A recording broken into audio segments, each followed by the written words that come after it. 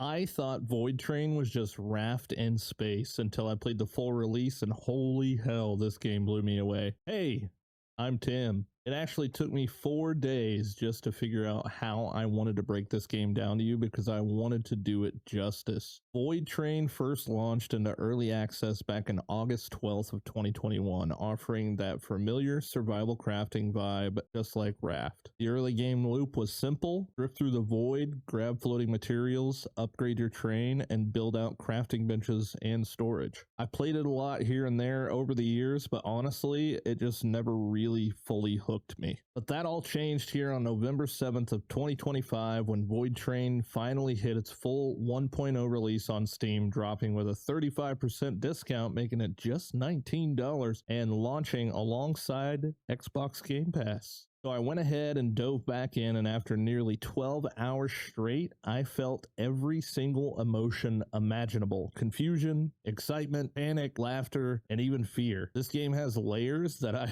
never would have expected. Let's go ahead and talk a little bit about my experience so far on VoidTrain. There's going to be some minor spoilers ahead, but I'm just going to walk you through my train, what I've unlocked, and everything that really surprised me about this game. All right, so we're going to start from the front of my train here, and I'm just going to kind of show you guys some things that, happen throughout your journey, showcase you my train, and talk to you about a few things that I think you'll really enjoy about this game. So literally starting from the front, we have a ram, an adjustable ram that you can customize, well, kind of upgrade essentially to where you can better defend yourself while you're on the track headed down the road there. And then we've got this interesting thing, which is actually really cool.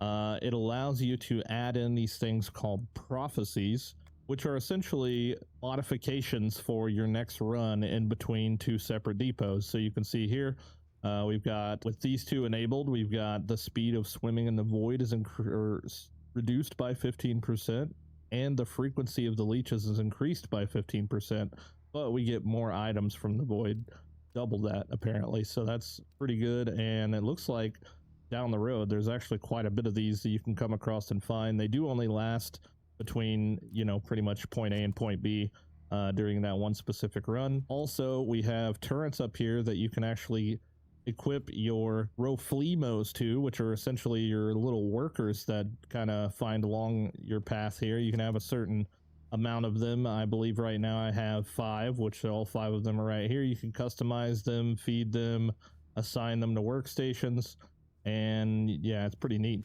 Next, we've got the steam engine, which is the first upgrade from your standard typical, pumping up and down type railroad thing. It does take steam batteries as part of the fuel, and it has a throttle adjustment here, so you can go slow, medium, and afterburner, which is actually pretty insane.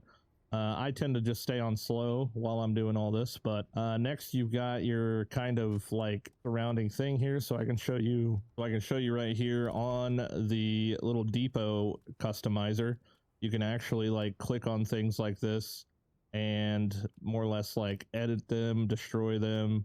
You can kind of add armor, etc., such things. So I can't really do a whole lot right now because we're already kind of not maxed out, but at the current moment with my available materials and stuff, kind of, maxed out or whatever. But yeah, you can kind of come in here in this like blueprint mode and edit it in different kinds of ways. So like if I wanted to replace these walls, I could do that, but I only have one other wall unlocked right now. But yeah, so then you can eventually unlock armor that you can put on the outsides, because there's a lot of things later in the game, like to the point to where I'm at, that do a whole lot of damage to your train. So you want to try to protect as much as you can. All right, the next little cart here, we've got a workbench, which is pretty neat. I always forget the names of these stinking things, man. Roflimo. We'll just call it my pet. I have a pet attached to my workbench that actually allows me to craft from nearby storage. Originally, you can't craft from nearby storage, but once you equip one of the pets to the workbench, he can then you can actually press worker info here, and it tells you a little bit about them. Each one of them have different perks. This guy particularly protects the workplace and reduces its damage by 20%. And they also have like multiple tiers of perks and stuff like that, as well as yeah, it's just pretty neat. Over here we've got a smelter, which also have another pet tied to, so he can actually pull from all nearby containers, so I can craft literally anything I want to.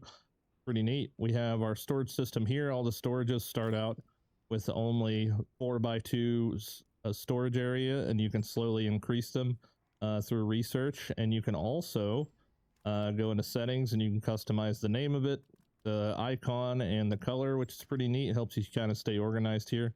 Another cool feature that I honestly didn't realize until about 90% of the way to where I'm at right now is you could just walk up to something, and so I have bandages right here, for instance, and there's bandages in there. I can just press F and it will auto deposit, so I can just go F to empty my bags real quick, which is pretty cool. It'd, you know, be a little bit cooler if I just pressed one button and everything went everywhere, but it doesn't do that. But at least it allows you to kind of hot deposit into one individual chest at a time. Pretty neat. Over here we have the lab, which allows us to make certain sort of chemicals, fats, rubbers, silicone, thickener, and stuff like that. Also, each one of these workstations require fuel. Well, at least the lab and the smelter does. But you can add fuel in many different shapes and sizes. Oh, apparently there's gasoline and diesel stuff, so that's interesting. Can't wait to figure out what that's all about. Here we have a kitchen where we can make grilled organics, boiled water, and mushroom salad, which we'll talk about a little bit more later. We have a cleaner station here, which I have another worker tied to. This place gets messy every great once in a while, and it has you pretty much have to like pick up a broom and clean it. But if you don't want to do that, then you can hire a worker to take care of it, and he will also collect like trash and organic material that you can then pretty much, you know, use to scrap it or whatnot. Here's the research table. This is actually a pretty cool portion of the game. There is an astronomical amount of unlocks, and essentially the way that you get these points is you can pretty much destroy anything and trade it for points, which is pretty neat. And you can come into like something like this, and you look on the right side of the screen, it has like 8 little blue icons there that lets you know that that's how much research points those are worth. So if you want to just like throw a bunch of stuff in there and get a bunch of research points to unlock certain things, you definitely can. But there's just an astronomical ton of stuff. And I am currently on the 21st like stage of this. You have to unlock at least these 2 top pieces in order to move on to the next stage. But there is literally 50, I think it's like 50 something unlocks here, and the last one being a Tesla Plant 3. No idea what that is, but looking forward to getting to that point. So here we have loot catchers, and more or less what these guys do is as long as you keep water inside of their container, which you can actually visually see how much water is in there based off this like white liquid right there. And as long as you keep that full, these guys will continuously, while your train is going down the track, they will pretty much just grab things for you from the void, and then you can come through and loot them all and then sort everything out, which is pretty neat. Back over here, we have the armory, which is actually an insane thing that this game has. Fully customizable weapons that you can literally exchange pieces and parts out for to make your gun perform totally different. You've got all these different crazy properties on the side. I have like a legendary grip that does some pretty cool stuff, but more or less like the weapons in the game are crazy, dude. And I had at one point a ton of like attachments. You can literally just take a bunch of attachments and just build a brand new gun if you really wanted to do that. It's pretty insane, dude. Your default pistol that you start with, it's actually pretty good, and it has unlimited ammo, but all the other ammos are kind of like limited. But you can hold down Q here and see that I have these ammo boxes, which if you just use them by pressing Q, it'll refill not all of your ammo, but it'll give you a pretty good chunk of it. You also have oops, didn't mean to do that. You also have armor plates so that you can slap on yourself. That's those 2 blue bars above my health bar down there, as well as bandages to, you know, heal yourself if you get hurt. And the bar underneath that is actually like your health regeneration, which in order to keep that up or to get that up, you either have to eat food or drink water. Just like that. So now our health regeneration thing is full. It can go all the way down and it'll be fine. You just won't regenerate health. These are like windmill water collectors. So you need water for obviously watering these little dudes. And then you also need water for plants and things like that, because you are growing plants in order to feed your little buddies. This here is a botanist station. That's where I've got another worker assigned to. He takes care of all of the planting and harvesting and watering and all that good stuff, which is a lot more true when we're actually moving. Here, they're just kind of all over there, like hanging out, you know, asleep or whatever you want to call it, taking a break.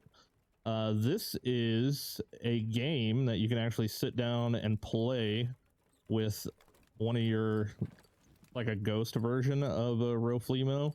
But it's, if anybody remembers back in the day, it's like a wooden board with a bunch of like half marbles that you played. It was called Manicala. That's essentially what this is. And when I found that out, it was really cool because I haven't played that game for like 30 years, and it was kind of fun to sit down and just play against the AI doing that. This thing is called a gatherer station back here. More or less, while you're on your train, this guy goes into the void and gets like rare items than those guys can get. But you do have to have a worker equipped to this thing. And then back here, we just have like all the little worker beds. You have to have a bed in order to have them. And this is also a food thing in order to keep them fed, to keep them happy and working at maximum efficiency. You got to keep them fed. So this is a little diner that you just pack full of food. It doesn't matter what food it is, it just counts as a food. Some of these might count as more than one later on, but I haven't figured. Yeah, pretty much water and organics is all I've stuffed in there so far. But yeah, that's pretty much my ship. Pretty much not everything, not even close to everything that this game has to offer, but pretty much like, I'd say a little less than mid game, I guess, is where we're at. We got a bunch of different decorations, and I think I pretty well nailed just about everything on the head and more, probably. Yap, yap, yap. I like the yap. So all in all, VoidTrain isn't just a survival crafting game anymore. It's an adventure that just keeps pulling you forward, literally and emotionally. And if you've been sleeping on it since early access, trust me, the full release is totally worth jumping into. Be sure to do me a massive favor and just hit the thumbs up button on this video, and consider subscribing if you haven't already for more deep dives, honest game breakdowns, and hidden gems I'll be covering all year long. Thank you so much for watching, and I'll see you guys on the next one. Peace.